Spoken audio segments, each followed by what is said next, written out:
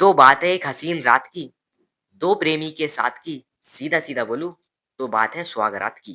तो दोनों मियाँ बीवी अपना हल्दी वाला गिलास हाथ में पकड़कर चंदन की लकड़ी के बेड पे आराम से बैठे होते हैं। सॉरी, लिप्ट इसकी लकड़ी। उसके पापा ने ना वो मांगी, बुलेट स्प्लेंडर दी है दहेज में। देख लो, अब तुम चंदन की लकड़ी के बेड दे देंगे। फटी पड़ी है उसकी। 2.5 लाख का लोन लेके तो शादी करी है। ये सब बातें छोड़कर अब हम आते हैं अपने रियल काम पे। तो दोनों मियाँ बीवी अपना चंदन का लकड़ी का दूध पी ही रहे होते हैं, तो पति मन में क्या सोच रही होता है, शायद इसका पहली बार है।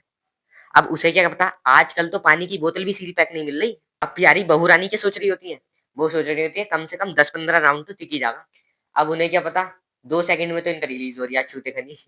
अब सांप सीढ़ी का खेल शुरू होने से पहले रिश्तेदार क्या सोच रहे होते हैं, ऑफकोर्सली महिलाएं जो शादी में आती है, वो सांप सीढ़ी का गेम लाइव देखने के चक्कर में रहती है कि कौन सी दीवार से झांका है, कौन से में छेद करा है।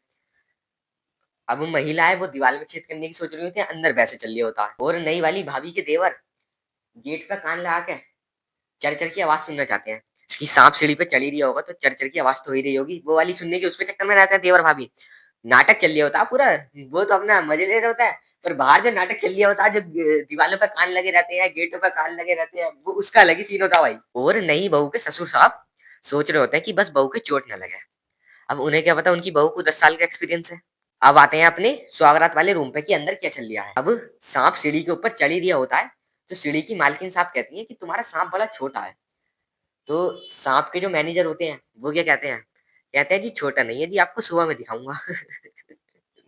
तो सीढ़ी की मालकिन क्या कहती है भैया दिखाने का टाइम तो अब है, अब सुबह में क्या दिखाओगे।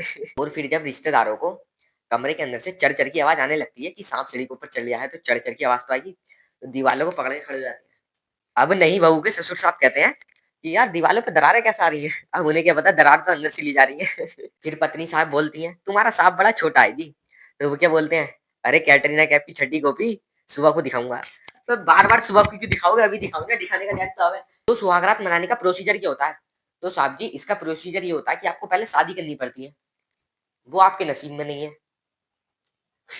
तो वैसे तो ये सुहागरात जो है ये जीवन में बस एक ही बार आती है, पर 2020 के बाद अब 2025 की जनरेशन ऐसे हो चुकी है कि कई लोगों के तो 3-4 बार भी आ जाती है ये। पर ये जो प्रोसीजर होता है ये तो आप हर रात में कर सकते हो। 2025 के बाद डे बाय डे डिवोर्स का सेशन बढ़ चुका है, क्रिकेटरों में ज्यादा चल रहा है ये। तो इस वजह से आप सुहागरात 2 बार भी मना सकते हो, और जो प्रोसीजर है वो तो आप बार बार मना सकते हो। अब हम आते हैं आपके बारे में कि आपको ऐसा क्या करना पड़ेगा कि आप भी सुहागरात मना सको। तो जी आपको पता ही है शादी करनी पड़ेगी, पर शादी कैसे करनी पड़ेगी क्योंकि आपके नसीब में नहीं है भाई। तो मैं कह रहा हूँ भाई, सरकारी नौकरी का नाम सुना है, बस वो कर लो। पक्की है भाई, पक्की पक्की। उसके बाद 2-3 डिवोर्स भी, शादी दोबारा होती रहेगी, तिबारा होती रहेगी, चौबारा होती रहेगी, 5 बार होती रहेगी। सरकारी नौकरी हो, चाहे सैलरी 25,000 ही हो, और अगर प्राइवेट नौकरी है ना, सैलरी 1 लाख भी है, कुछ फायदा नहीं, नाम सरकारी नौकरी नहीं चल रहा इसका। सुहाग रात में सरकारी नौकरी का क्या सीन है, अरे भैया जिसकी सरकारी नौकरी है ना वही मना रही है आजकल सुहाग रात। जिनके पास नहीं है ना भाई, उनके पास 6,000 रुपए भी नहीं है, तो 6,000 तो लाइक कर ही सकते हो आप इस पे, ना तो 250 लाइक कर दो, वही बहुत है।